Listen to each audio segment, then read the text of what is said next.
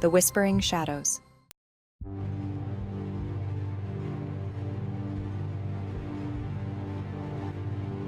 The Harris family, Claire, the mother, Tim, the father, and their two children, Emma, who is 7 years old, and Jack, who is 10, have just moved into a century-old Victorian house on the outskirts of a sleepy town. The previous owners abandoned the house, leaving it eerily quiet. The house is in disrepair, with overgrown vines and darkened windows that seem to watch over them. It was a bargain deal, too good to pass up. Claire, an artist, is excited about renovating it into her dream home. But from the first night, things seem off. The creaks of the house don't just sound like age, they feel intentional. The whispers that Claire hears aren't just her imagination. Tim brushes it off, but Claire is starting to believe the house holds a dark secret.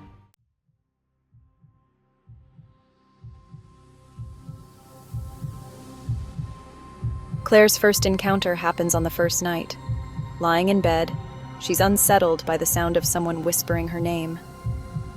At first, she thinks it's one of her children. But when she checks, Emma and Jack are fast asleep. As she returns to bed, she hears it again. A voice. Soft, but unmistakable. Claire. She can't sleep. She walks through the hallways, the floor creaking under her feet. The house is eerily silent, except for the occasional whisper that seems to follow her. Claire tries to convince herself it's just the wind, but she knows better. The next morning, she finds Tim in the kitchen, nonchalantly dismissing her concerns. It's just an old house. But Claire knows there's something darker beneath the surface.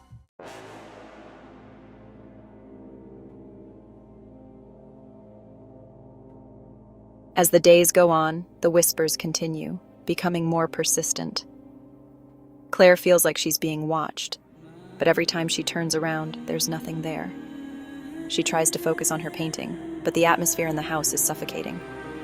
Meanwhile, Emma has started talking about her new friend, a little girl she claims to have met in the house. Jack, too, begins behaving strangely, withdrawing from his parents and staring at shadows in the corners of the room. Claire tries to brush it off as part of the children's imagination, but she feels a growing sense of unease. One afternoon, while painting in her studio, Claire sees a shadow flicker on the wall. It's not hers. The figure is tall, gaunt, and looming. She turns quickly, but no one is there. The air grows cold, and she can feel the whisper again, this time more urgent, more angry.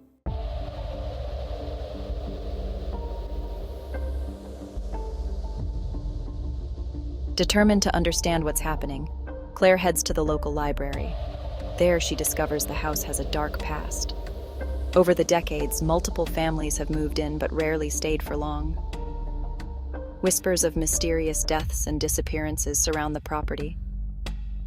One particular family, the Reeds, vanished without a trace in the late 1940s. They left behind all their belongings, as if they had simply disappeared into thin air. Claire delves deeper into the history and finds old newspaper clippings about a girl named Lily Reed, who was believed to have died in the house under tragic circumstances. The details are vague, but the story chills Claire to her core. Could this be the same girl Emma has been talking about?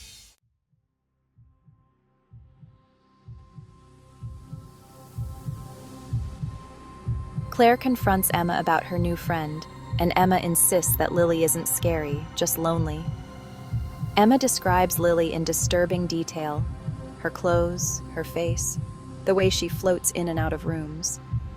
Claire's skin prickles as she realizes Emma is describing a ghost. The whispers grow louder, more frequent. Claire begins to hear them even during the day. They are no longer confined to nighttime shadows.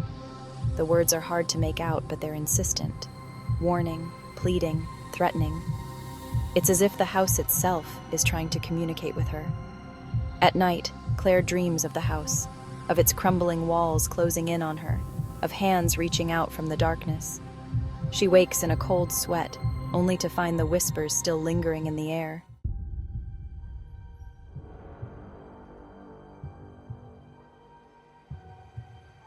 Chapter 5. Descent into Madness.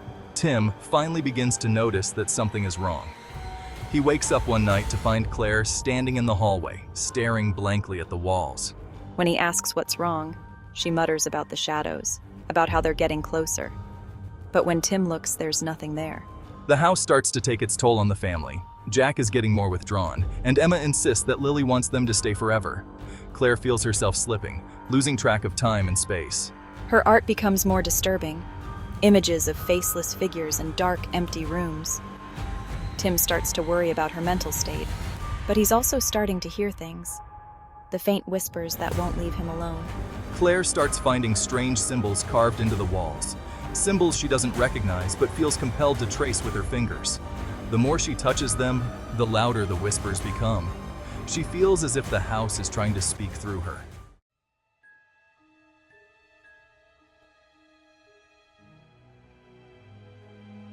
Chapter 6. The Revelation.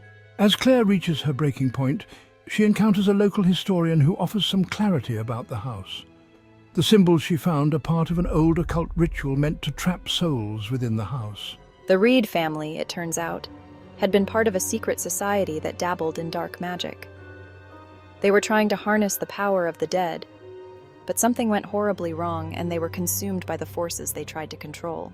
Lily Reed, the girl Emma had been talking to, is trapped in the house, bound by the ritual.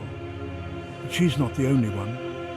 There are others, lost souls who have been whispering in the shadows, trying to warn the living of the dangers that lurk within the house.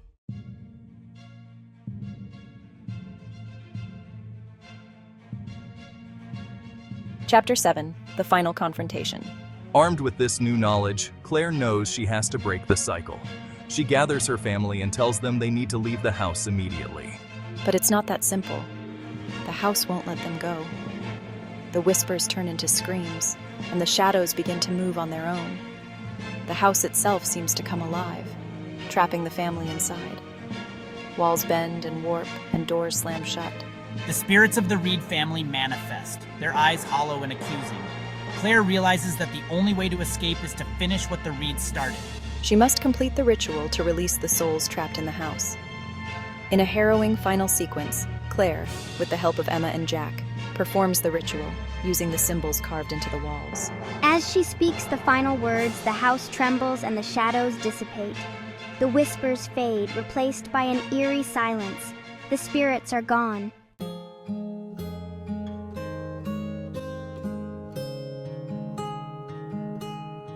Epilogue. The Harris family leaves the house, but they are forever changed. Claire wonders if the house will ever truly let them go.